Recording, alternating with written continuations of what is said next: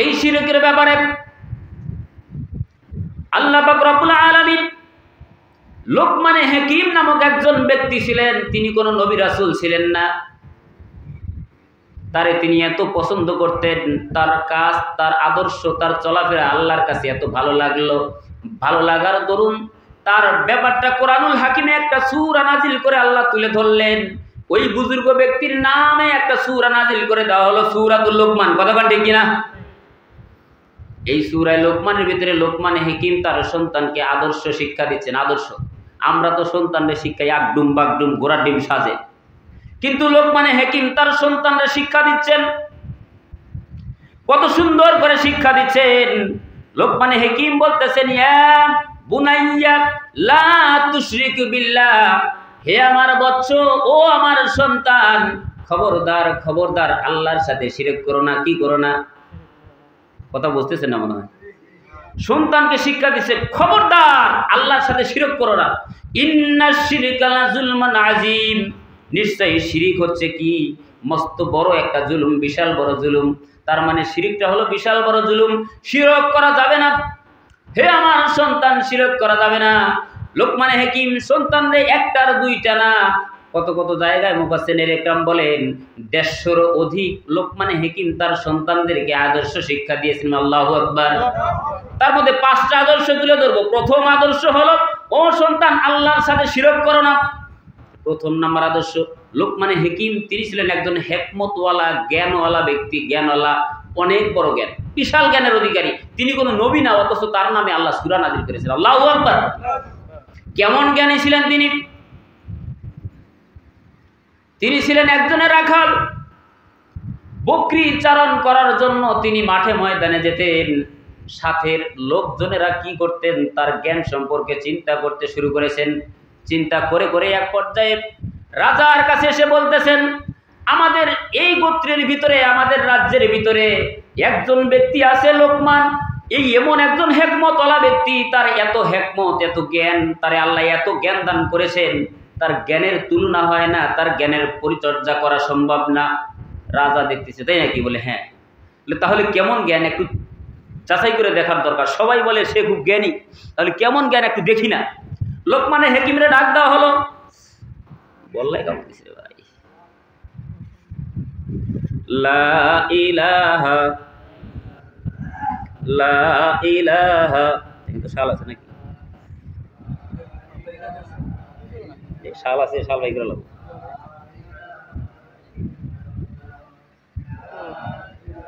ভুল ফুটাইছে।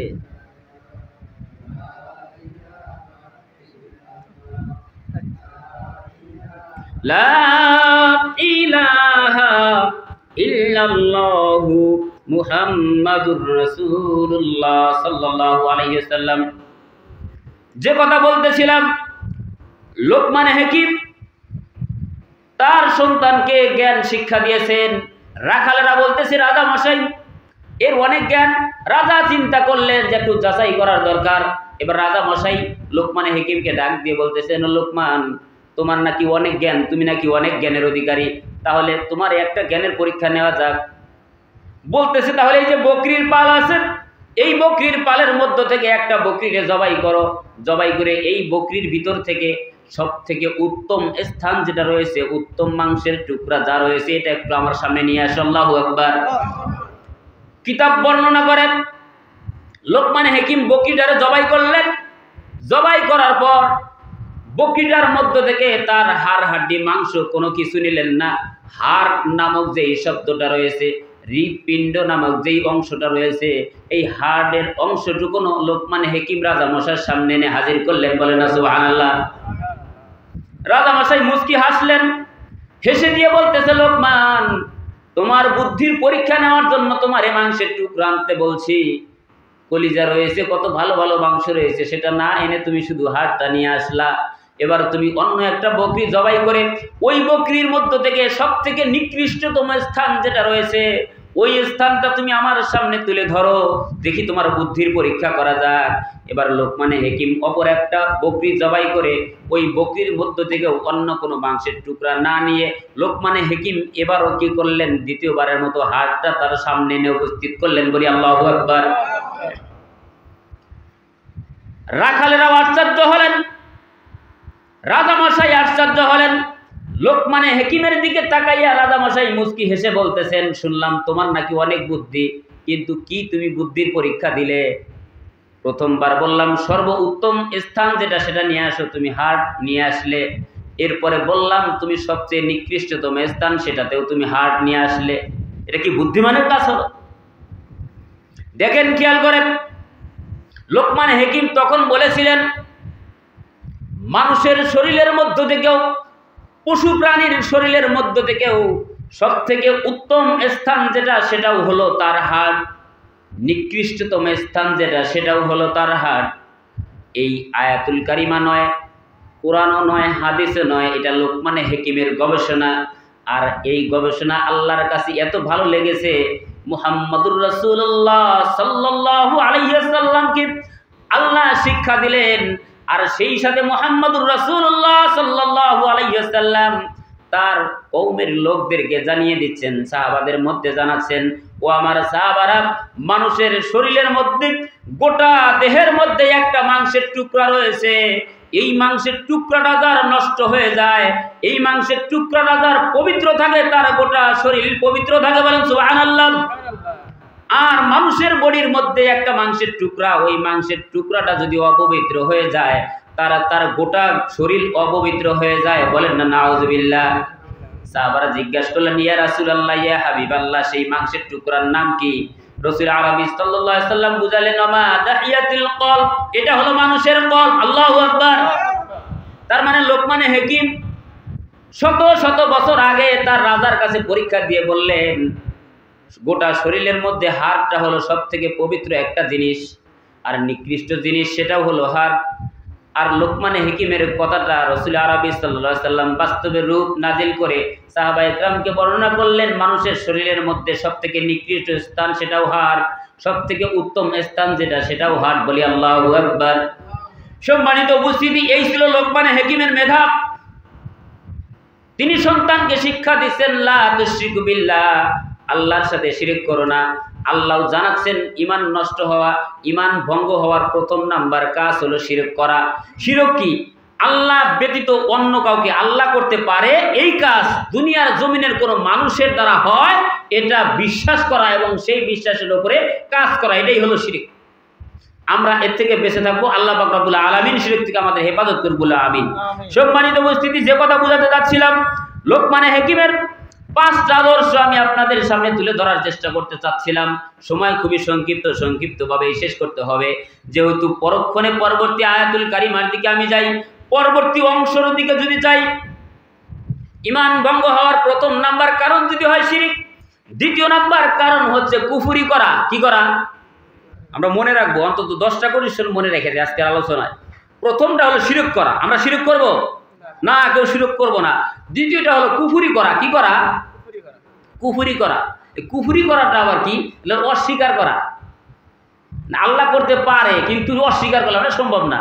অথবা আল্লাহ আদেশ করেছেন, এটা মানলাম না। আল্লাহ আদেশ করেছে, মানি না, এটা কি করা হলো? এটার নাম কি?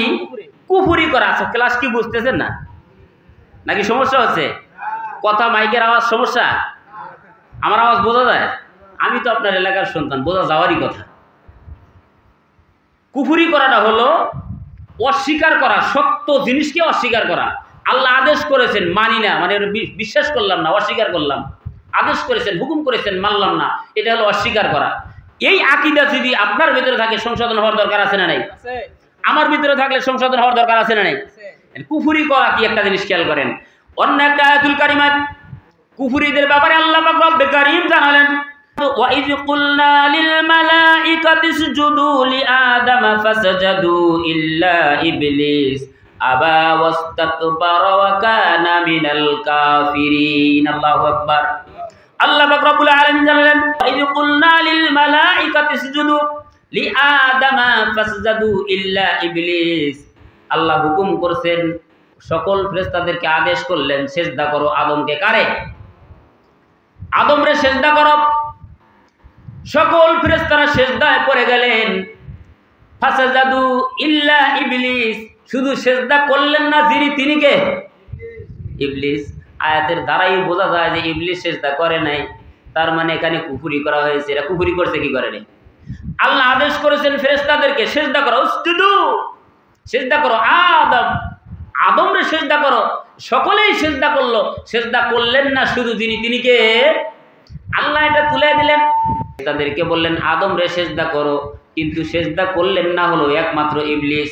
তার মানে আল্লাহ যদি আদেশ করেন হাইয়া আলাস সালাত, নামাজের জন্য আসো, হাইয়া আলাল ফালাহ, কল্যাণের দিকে আসো, আল্লাহু আকবার, আল্লাহু আকবার, আল্লাহ বড়, আল্লাহ বড়।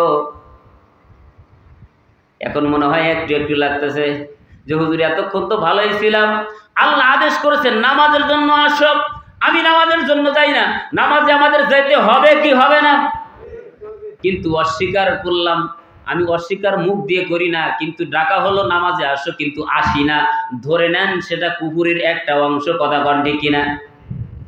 এখন অনেকেই ঠিক বলবে না, ঠিক কিনা? এটাও কিন্তু অস্বীকারের একটা অংশ। আল্লাহ আদেশ করেছেন করো, আমি করি না। আল্লাহ বলতেছেন সিজদা করো, হাইয়া আলাস সালাহ, নামাজের জন্য আসো, হাইয়া আলাল ফালাহ, কল্যাণের দিকে আসো, আমি যাই না। অস্বীকার করা হলো কি হলো না? এই আকীদা যদি আমার ভিতরে থাকে, আল্লাহর কসম আমি তওবা করে নিলাম, আমি নামাজে যাব। আপনাদের ভিতরে যদি এই আকীদা থাকে, আল্লাহর আদেশ অমান্য করা, এই আকীদা যদি কোনো বান্দার ভিতরে থাকে, যতক্ষণ পর্যন্ত তওবা না করবে ঈমান থাকবে? ঈমান থাকার কথা না। তাহলে ঈমান ভঙ্গ হওয়ার দ্বিতীয় নাম্বার কারণ জানতে পারলাম, সেটা হলো অস্বীকার করা। তার মানে শিরকের পাশাপাশি কুফরি করা। আমরা কুফরি করতে চাই না। আল্লাহ পাক রব্বুল আলামিন আমাদের সকল প্রকার কুফরি থেকে হেফাজত করুক, বলুন আমিন। তৃতীয় নাম্বার কারণ সংক্ষিপ্তভাবে বুঝাতে চাই, প্রথমে শিরক করা, দ্বিতীয়ত কুফরি করা, তৃতীয় হলো মুনাফিকি করা। এই মুনাফিকদের ব্যাপারে আল্লাহ পাক রব্বুল ইজ্জাত ওয়াল জালাল কোরআনুল হাকিমে সূরা নাজিল করেছেন মুনাফিকদের বৈশিষ্ট্যের ব্যাপারে। মুনাফিকদের চরিত্র তুলে ধরা হয়েছে। বিস্তারিত আলোচনা লম্বা করতে চাচ্ছি না, যে কথা বুঝাতে চাচ্ছিলাম, তৃতীয় নাম্বার ঈমান ভঙ্গের কারণ হলো মানুষের ঈমান চলে যাওয়ার পিছনে তৃতীয় নাম্বার কারণ হলো সে যদি মুনাফিকি করে। কি করে? মুনাফিকি করে। মুনাফিকি আবার কেমনে করে? মুনাফিক আবার কারা? মুনাফিকদের ব্যাপারে আল্লাহ পাক রব্বুল ইজ্জাত ওয়াল জালাল কোরআনুল হাকিমে স্পষ্টভাবে জানিয়ে দিলেন, মিনান নাসি মান ইয়াকুলু আমান্না বিল্লাহ, মানুষের মধ্যে এক শ্রেণীর মানুষ আছে যারা দাবি করে আমরা আমান্না বিল্লাহ, ঈমান এনেছি আল্লাহর প্রতি, ওয়া বিল ইয়াউমিল আখির, বিশ্বাস করি আখিরাতকে। আল্লাহ বুঝাচ্ছেন ওয়ামা হুম বিমুমিনিন, হে রাসূল কখনোই না, তারা কিন্তু মুমিন হতে পারে না। আল্লাহু আকবার। একটা জিনিস খেয়াল করেন, মুনাফিক কারা?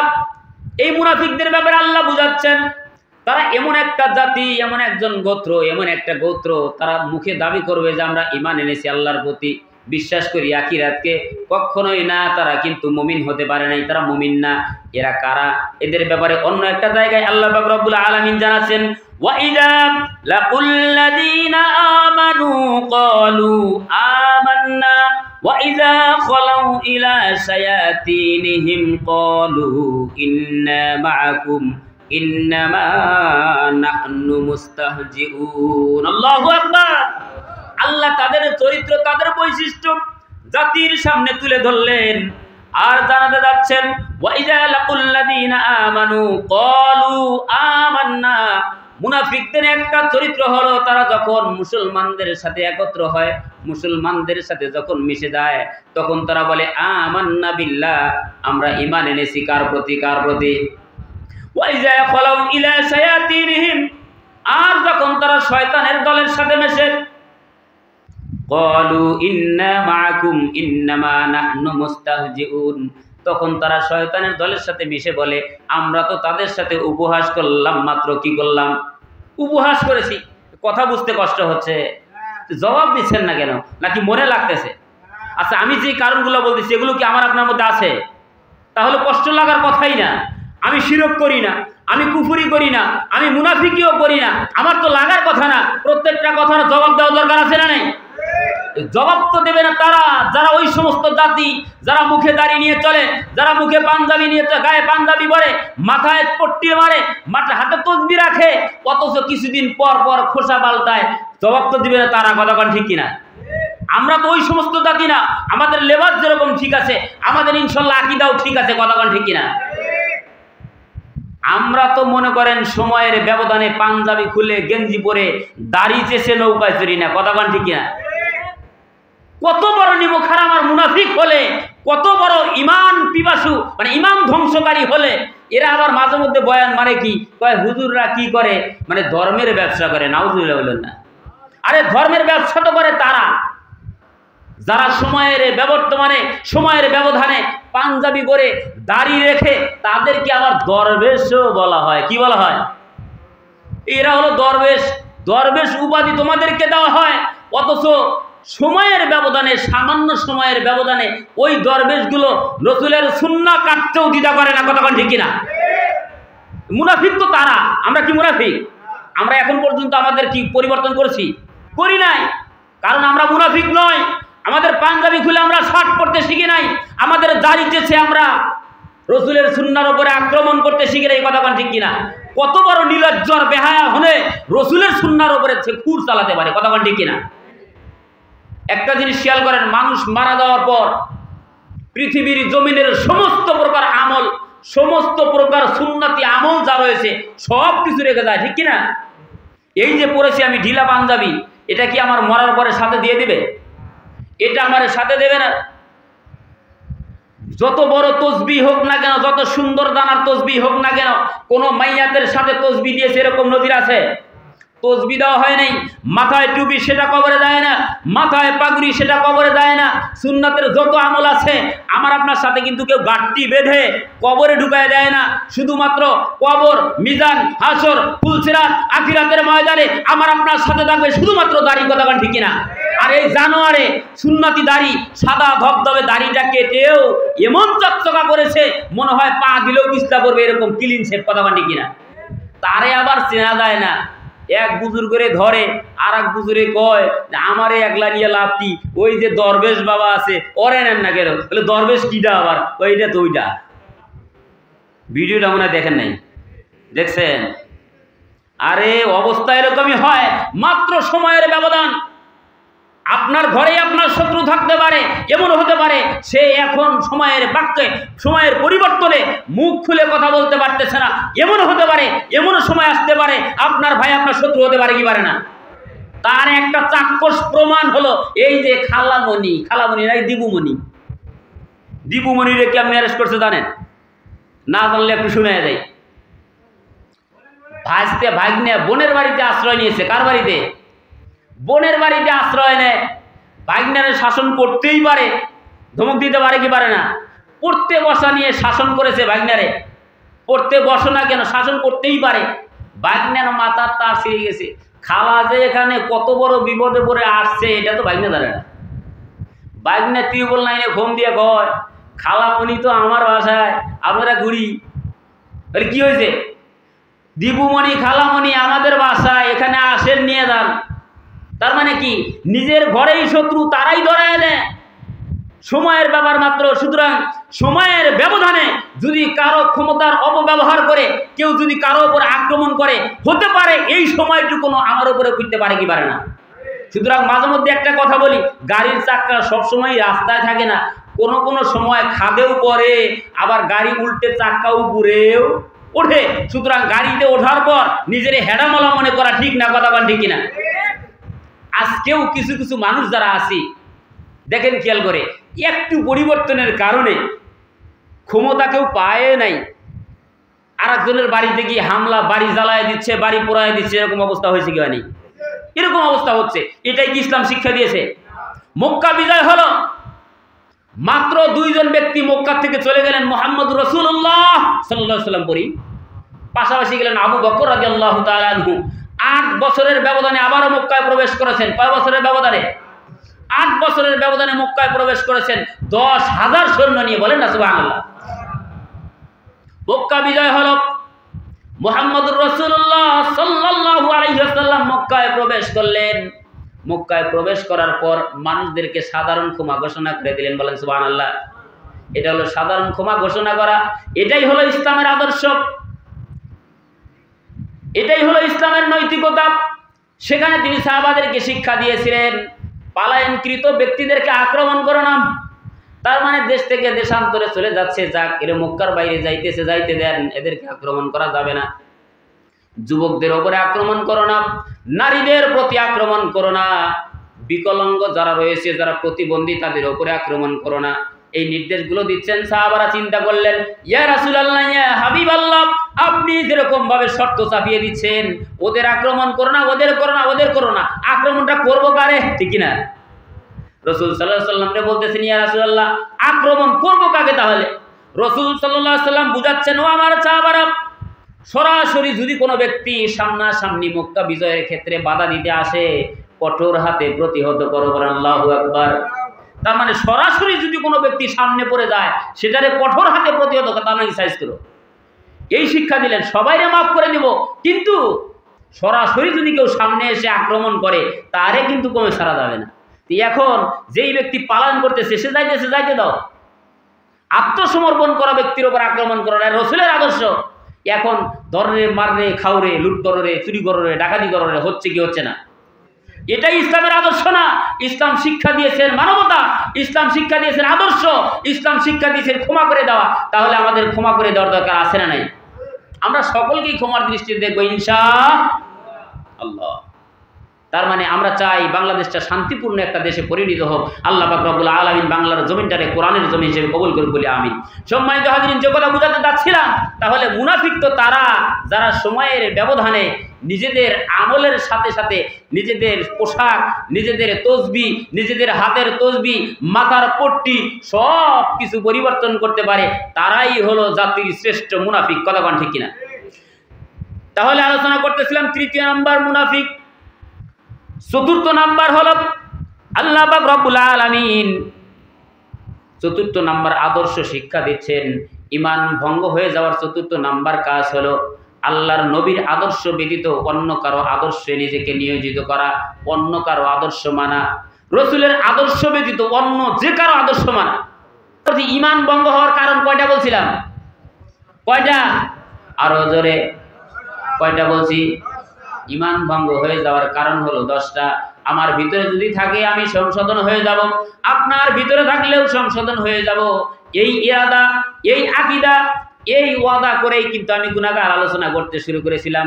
প্রথমটা হলো শিরক করা, দ্বিতীয়টা কুফরি করা, তৃতীয়টা হলো মুনাফিকি করা, চতুর্থ নাম্বার আলোচনা চলছিল আল্লাহ পাক রব্বে কারীম প্রেরণ করেছেন রাসূল। রাসূলের আদর্শ না মেনে অন্য যে কারো আদর্শ মানলেই ঈমান থাকবে না, চলে যাবে? অবশ্যই চলে যাবে। আমরা দুনিয়ার জমিনে বসবাস করি শুধুমাত্র কেবলমাত্র রাসূলের আদর্শ মোতাবেক যদি জীবন পরিচালনা করতে পারি, তবেই তো না নিজেদেরকে দুনিয়ার জমিনে ঈমানওয়ালা দাবি করতে পারবো। আল্লাহ রাসূল সাল্লাল্লাহু আলাইহি ওয়াসাল্লাম একটা হাদিসে জানাইলেন, আবু হুরায়রা রাদিয়াল্লাহু তাআলা আনহু হাদিসটা বর্ণনা করা হলো। আল্লাহ রাসূল সাল্লাল্লাহু আলাইহি ওয়াসাল্লাম বললেন, ক্বালা রাসূলুল্লাহ সাল্লাল্লাহু আলাইহি ওয়াসাল্লাম মান আতাআনি দাখালাল জান্নাহ। বলেন না সুবহানাল্লাহ। আবু হুরায়রা রাদিয়াল্লাহু তাআলা আনহু বলেন, রাসূল সাল্লাল্লাহু আলাইহি ওয়াসাল্লাম বলেছেন, মান আতাআনি দাখালাল জান্নাহ, যেই ব্যক্তি আমার অনুসরণ করবে সে জান্নাতে প্রবেশ করবে। বলেন সুবহানাল্লাহ। ওমান আসানি ফাকাদ আওয়া। রাসূলের আদর্শ হলো এটা, যদি আমার অনুসরণ করো জান্নাতি, আর আমার অনুসরণ না করলে জাহান্নামী। সুতরাং আমরা রাসূলের আদর্শে আদর্শবান হতে চাই কি চাই না? তাহলে দুনিয়ার জমিনে যেই আদর্শ রয়েছে, অনেকেই অনেকভাবে ফেসবুকে স্ট্যাটাস আমরা জেনে থাকি, দেখে থাকি, শুনে থাকি, বা অনেকের 5 দিন থেকে আমাদের মাঝে বেশি আসে। আমরা কেউ বলি জিয়ার সৈনিক, কেউ বা বলে মুজিবের সৈনিক। কথা বলটি কিনা? আছে না নাই? কেউ বা জিয়ার, কেউ বা মুজিবের। আমরা কি তাদের সৈনিক না আমরা রাসূলের সৈনিক? আমরা কার সৈনিক হয়ে মরতে চাই? কার সৈনিক হয়ে দুনিয়ার জমিনে বাঁচতে চাই? আমাদের নেতাকে, যারা বলতেছি না তাদের নেতাকে। আমার মনে হয় আমার কথাগুলো আপনাদের লাগতেছে যে হুজুর মাত্র বাক স্বাধীনতা পেয়েছেন তাই যে শুরু করছেন, সামনে ক্ষমতা পাইলে যেন আরো কি করবেন? হুজুর আগেও যেরকম এখনো সেরকম, কোরআন যা বলতেছে তাই বলতেছি। আমরা চাই দুনিয়ার জমিনে কোন মানুষ যদি দাবি করে যে আমি ঈমানওয়ালা, ঈমানদার, অবশ্যই তার কার আদর্শ মানতে হবে। তাহলে আমরা যদি নিজেদেরকে ঈমানদার দাবি করি, অবশ্যই আমাদের রাসূলের আদর্শ মানতে হবে। কথা বলেন ঠিক কিনা? রসুলের আদর্শ ব্যতীত কোনো ব্যক্তি যদি বলে আমি মজিবের সৈনিক, আমি মজিবের আদর্শে আদর্শবান, তাহলে ওই ব্যক্তি কি ইমানদার বলে দাবি করতে পারবে? সে মজিবের আদর্শ যদি দাবি করে কখনোই সেই ইমানদার দাবি করতে পারবে না। কেউ যদি বলে আমি জিয়ার সৈনিক, আমি জিয়ার আদর্শে আদর্শবান, কখনোই সেই ইমানদার দাবি করতে পারবে না। কোন ইসলামের লোক যদি মনে করে যে আমি অমুক লিডারের সৈনিক, অমুক যা বলবে তাই, না বললে নাই, সে যত বড় কুতুব, যত বড় বুজুর্গই হোক না কেন, ওই ব্যক্তিও জান্নাতি হতে পারবে না। জান্নাতি ব্যক্তি তো তারা ঈমান তো ঠিক রাখতে পারবে ওই সমস্ত জাতি যিনি দাবি করবে আমি একমাত্র কেবলমাত্র শুধুমাত্র রসুলের সৈনিক। কথা কোন ঠিক কিনা? তাহলে ঈমান রক্ষা করার, ঈমান ভঙ্গ হয়ে যাওয়ার চতুর্থ নাম্বার কারণ হলো রসুলের আদর্শ ব্যতীত অন্য কারো আদর্শ মানা। অন্য কারো আদর্শ মানলে কি হয় দেখেন, খেয়াল করে। একজন সাহাবী ছিলেন আব্দুল্লাহ ইবনে উবাই ইবনে সুলুল। তিনি পৃথিবীর জমিনে রসুলের সমস্ত আদর্শ মানলেন, সব কাজ করলেন। যুদ্ধের ময়দানে যান, নামাজের জামাতে শরীক হন, প্রথম সারিতে এসে দাঁড়িয়ে যান, রসুলের পাশাপাশি থাকার চিন্তা করেন। কিন্তু তিনি যখন দুনিয়া থেকে চলে গেলেন, আল্লাহ জানাইয়া দিচ্ছেন ইয়া রাসূলুল্লাহ, ইয়া হাবিবাল্লাহ, তার ব্যাপারে দোয়া করবেন তো দূরের কথা, তার কবরের কাজ দিয়েও যাবেন না। বলেন না নাউজুবিল্লাহ। অবস্থা বুঝছেন? কারণ কি? কারণ হলো একটাই, আব্দুল্লাহ ইবনে উবাই ইবনে সুলুল রাসূল আরবি সাল্লাল্লাহু আলাইহি সাল্লামের প্রত্যেকটা আদেশ মানতেন, কিন্তু একটা জায়গায় শুধু মানতেন না, সে নেতা হিসেবে স্বীকার করেছেন সর্বক্ষণ আবু জেহেলরে। বলেন না নাউজুবিল্লাহ। লিডার মানতেন আবু জেহেলরে, কিন্তু রসুলের সাথে চলতেন। কিসের জন্য চলতেন? চলার পিছনে একটা কারণ হলো রসুলের সাথে চলে চলে তিনি ইসলামের ক্ষতি করেছেন না লাভ করেছেন? ক্ষতি করেছেন। মানে ইসলামের সাথে মিশে মিশে ইসলামের ক্ষতি করা সহজ হবে, এখান থেকে সমস্ত কিছু গোয়েন্দাদের মতো আদান প্রদান করছেন আবু জেহেলের কাছে। সুতরাং তিনি ইসলামের সব থেকে বড় দুশমন ছিলেন। আর এটা আল্লাহ জানায় দিলেন যে আপনি তার জন্য দোয়া করে কোনো লাভ নাই, আপনি দোয়া করলেই কবুল করা হবে না। আর প্রত্যেক ইমানদারের কর্তব্য হলো কোনো বিজাতির জন্য সে দোয়া না করে, দোয়া তো দূরের কথা, কবরের কাজ দিয়েও যেন না যায়। বলেন না নাউজুবিল্লাহ। তাহলে তৃতীয় নাম্বার কারণ হলো রসুলের আদর্শ ব্যতীত অন্য কারো আদর্শ আমরা মানবো না। কতক্ষণ ঠিক কিনা? যারা রসুলের আদর্শে দেশ চালাতে চাবে, আমরাও তাদের আদর্শে আদর্শবান হতে চাই। আল্লাহ পাক রব্বুল আলামিন আমাদের প্রত্যেকের ইকামতে দিনের পথে কবুল করুক, বলি আমিন। এবার সংক্ষিপ্তভাবে বুঝাতে যাচ্ছি পঞ্চম নাম্বার ঈমান ভঙ্গের কারণ। ঈমান ভঙ্গ হয়ে যাওয়ার পঞ্চম নাম্বার কারণ হলো আল্লাহর বিধান যাদের ভালো লাগবে না। এই যেখানে কোরআনের আলোচনা হচ্ছে, যদি কারো মনের ভিতরে সামান্য পরিমাণ, কিঞ্চিত পরিমাণ খটকা লাগে, কি হচ্ছে? অথবা মনে করেন কোরআনের একটা আয়াতুল কারিমা নাজিল হয়েছে, ভালো লাগতেছে না কোরআনের আলোচনা, ভালো লাগে না কোরআনের আয়াত তেলাওয়াত, ভালো লাগে না কোরআনের। যদি কোনো ব্যক্তি কোনো মুহূর্তে কোনো সময়ের জন্য যদি চিন্তা করে কোরআনের আলোচনা তার মনের ভিতরে যদি কিঞ্চিত পরিমাণও খটকা লাগে, কি পড়তেছে, ভালো লাগতেছে না। ভালো লাগবে না কেন? সুর ভালো হোক মন্দ হোক, তেলাওয়াত করতেছে আল্লাহর কোরআন, ঠিক কিনা? সেটা আমাকে ভালো লাগতেই হবে। কতক্ষণ ঠিক কিনা? সুর যে কোনো সুরেই হতে পারে, যে কোনো সুর হোক না কেন, যদি হয় আল্লাহর কালাম, ভালো লাগার দরকার আছে না নাই? আছে। এটা আল্লাহর কোরআন ভালো না লাগার প্রশ্নই আসে না। যদি ভেতরে প্রশ্ন একবার জেগে যায় যে আমার ভালো লাগতেছে না, অথবা যদি কোনো ব্যক্তি আল্লাহর কোরআন থেকে একটা আয়াত যদি মনে করে এই আয়াত এরকম কেন হলো, কি জন্য হবে, হবেই বা কেন, এরকম যদি মনের ভিতরে খটকা লাগে, সঙ্গে সঙ্গে কি চলে যাবে? কি চলে যাবে? ঈমান চলে যাবে। ঈমান যদি চলে যায়, ওই ব্যক্তি যদি কিয়ামত পর্যন্ত হায়াত পায়, যদি আমল করে, আল্লাহর দরবারে কবুল হবে না। কথা ঠিক কিনা? আল্লাহ পাক রব্বুল আলামিন আমাদের বোঝার মতো তৌফিক দান করুক, বলে আমিন। তাহলে কোরআনের আলোচনা তাদের ভালো লাগবে না। প্রত্যেকটা আয়াতুল কারিমা অবশ্যই আমাদের পড়া, মানে এর সাথে রেফারেন্স দেওয়ার দরকার ছিল। সময় খুবই সংক্ষিপ্ত, বক্তা মহোদয় কিন্তু আমাদের মাঝে উপস্থিত। আলোচনা যদি সুযোগ হয় করবো ইনশাল্লাহ। তবে আরো একটা জিনিস বুঝাতে চাচ্ছি, আল্লাহ পাক রব্বুল আলামিন বুঝাতে চাচ্ছেন, ও দুনিয়ার জমিনের মানুষ, তোমার তো ভালো লাগার কথা, তোমাকে তোমার রিজিকের মালিক আমি, তোমার হায়াতের মালিক আমি, তোমার চালন করি আমি, তোমার সমস্ত কিছুর মালিক যদি আমি হই, তাহলে তোমার সবকিছু পাওয়ার যোগ্য কে? আমার সবকিছু যদি আদান প্রদান চলাফেরা সমস্ত দায়িত্ব যদি আল্লাহর হয়, তাহলে আল্লাহরে সন্তুষ্ট করার দরকার আছে না নেই? আল্লাহ পাক রব্বুল আলামিন দায়িত্ব দুনিয়াবাসীরা জানাচ্ছেন, ও দুনিয়ার জমিনের গোলাম, কুল হে রাসূল আপনি জানায়া দেন ইন্নাস সালাত ওয়া নুসুকি ওয়া মাহইয়ায়া ওয়া মামাতি লিল্লাহি রাব্বিল আলামিন। আল্লাহু আকবার। আল্লাহ বুঝাচ্ছেন ইন্নাস সালাতি ওয়া নুসুকি ওয়া মাহইয়ায়া ওয়া মামাতি লিল্লাহি রাব্বিল আলামিন। হে রাসূল আপনি বলে দেন নিশ্চয়ই আমার নামাজ, আমার কুরবানি, আমার বেঁচে থাকা, আমার মরে যাওয়া সবকিছু কার জন্য? কার জন্য? সবকিছু হবে আল্লাহর জন্য। কথা বলেন ঠিক কিনা? আল্লাহ ব্যতীত অন্য কারো জন্য আমার হায়াত দেওয়া হয় নাই। যেহেতু আমার আল্লাহ জানাইয়া দিলেন তোমার হায়াত, তোমার মউত, তার মানে হায়াতটাও আমার কার জন্য হবে? দুনিয়ার জমিনে যদি একদিনও বাঁচতে হয় কার জন্য বাঁচবো? যদি দুনিয়ার থেকে চলেও যেতে হয় কার জন্য যাব? আমার যদি কুরবানি হয়ে যায় কার জন্য করব? আমার নামাজটা কার জন্য করব?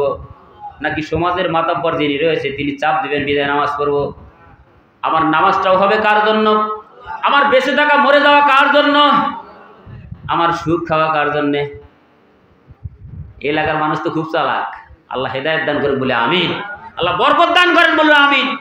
সুদারও মনে হয় এলাকায় নাই, আছে?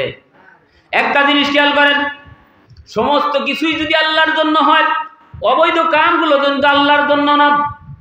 সুদের টাকা যদি কোনো ব্যক্তি খায়, একটা হাদিস বাংলা অনুবাদ আপনাদেরকে শোনাতে যাচ্ছি। কোনো ব্যক্তি যদি 1 টাকা সুদ খায়, কয় টাকা?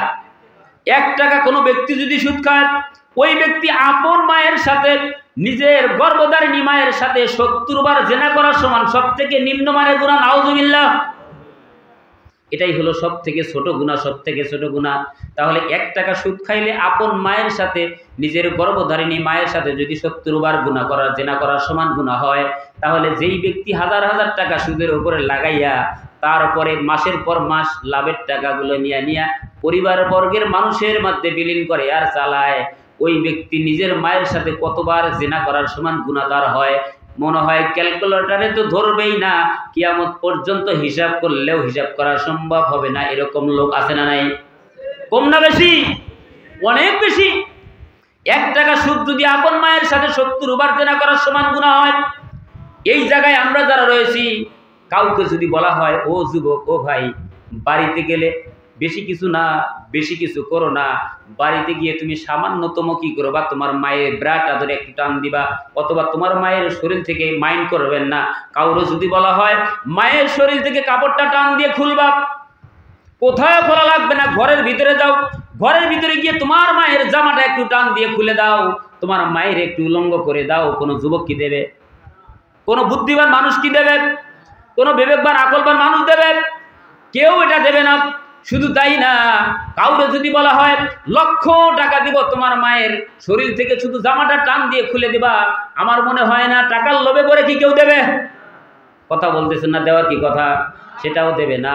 যদিও দেয়, ধরে নেন কিছুক্ষণের জন্য, কোনো ব্যক্তি যদি তার মায়ের শরীর থেকে কাপড় ধরে টান দিয়ে মারে উলঙ্গ করে দেয়, আর এই কথা যদি এই এলাকার মুরব্বী জানেন, মাতাব্বর জানে, অথবা মসজিদের ইমাম সাহেব যদি জানতে পারে অমুক বাড়ির অমুক কুলাঙ্গার সন্তান মায়ের শরীর থেকে কাপড়টা টান দিয়ে খুলে দিয়েছে, তাহলে খেয়াল করেন তো ওই সন্তানটা কি এলাকায় রাখার কথা?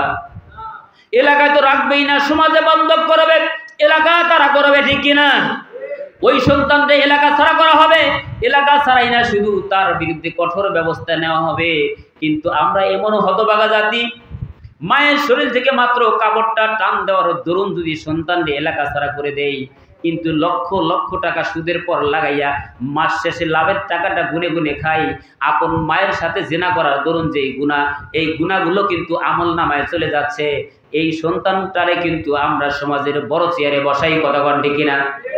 এই হয় অনেক টাকার মালিক, এই হয় এলাকার ভিতরে ধনাত্মক ব্যক্তি, লাভের পর সুদের পর টাকা লাগাইয়া যখন মোটা অঙ্কের টাকা ইনকাম করতে শুরু করে, তখন মসজিদের সভাপতি বানাইতেও আমরা তারই একটু বিবেচনা করি, মসজিদের দাম তো ওই বেচারাই বেশি করে, কথা কন ঠিক কিনা?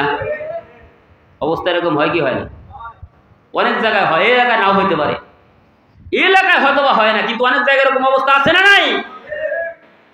তাহলে একজন জেনাকার ব্যক্তিরা মায়ের কাপড় ধরে মায়ের উলঙ্গ করার দরুন ওই ব্যক্তির এলাকা ছাড়া করি, কিন্তু লাভের পর টাকা লাগাইয়া লক্ষ টাকার মালিক হয়, ওই ব্যক্তিরে আমরা সমাজের মোড়ল, সমাজের মাতাব্বর বানাই। এই পরিস্থিতি থেকে আল্লাহ পাক রব্বুল আলামিন আমাদের হেফাজত করুক, বলেন আমিন। যে কথা বলতেছিলাম, ৫ম নাম্বার কারণ, আল্লাহর বিধান ব্যতীত অন্য কোনো বিধান যার ভালো লাগে, মানে আল্লাহর বিধান যার ভালো লাগে না, ওই ব্যক্তি ধরে নেবেন ইমান দুনিয়ার জমিনে তারা ইমান নাই। কিয়ামত পর্যন্ত হায়াত পাইলে যদি ওই ব্যক্তি আমল করে, কিয়ামত পর্যন্ত আমল করলেও আমল যিনি কবুল করবেন না তিনি কে? আল্লাহর নাম নিতেও আপনাদের কৃপণতা, আল্লাহর সাথে রাগারাগি আছে নাকি? ওই ব্যক্তিকে আল্লাহ পাক রব্বুল আলামিন আমাদের হেদায়েত দান করুক, বলি আমিন। এবার আসি ষষ্ঠ নাম্বার কারণ, সংক্ষিপ্তভাবে শেষ করে দেব। ষষ্ঠ নাম্বার কারণ হচ্ছে বেঈমানদের কাজকে সুন্দর মনে করা। বিজাতিরা যেই কাজগুলো করে এই কাজগুলো ভালো লাগা, মানে সুন্দর মনে করা। ঈমান চলে যাবে, কি চলে যাবে? প্রথম নাম্বার কারণ হলো শিরক করা, দ্বিতীয় নাম্বার কারণ হলো কুফরি করা, তৃতীয় নাম্বার কারণ হলো নিফাকি করা, চতুর্থ নাম্বার কারণ হলো আল্লাহর রসুলের আদর্শ না মানা, পঞ্চম নাম্বার কারণ হলো, পঞ্চম নাম্বার কারণ মাত্রই বললাম, কি বললাম? পঞ্চম নাম্বার কারণ আল্লাহর কোরআনের আয়াত যদি ভালো না লাগে, আল্লাহর বিধান যার ভালো লাগবে না। এবার শুনি ষষ্ঠ নাম্বার কারণ দিয়ে, কানটা দিয়ে শুনে নেই। ষষ্ঠ নাম্বার কারণের ভিতরে আল্লাহ জানাইয়া দিচ্ছেন বিজাতিদের কাজকে সুন্দর মনে করা। যদি কোনো ব্যক্তি বিজাতিদের কোনো কাজকে সুন্দর মনে করে, ওই ব্যক্তিরও ঈমান সঙ্গে সঙ্গে চলে যাবে। কথা বলেন ঠিক কিনা? বিজাতিদের কাজ কি? অনেক মানুষ কথায় কথায় বলেই ফেলে আমাদের থেকে ওই যে ওরাই ভালো, আছে না নাই? আচ্ছা, আর একটা উদাহরণ দিলে বলতেন, রাজীবপুর আছে না, রাজীবপুর বাজারের পশ্চিমে, মানে থানা বলে রাজীবপুর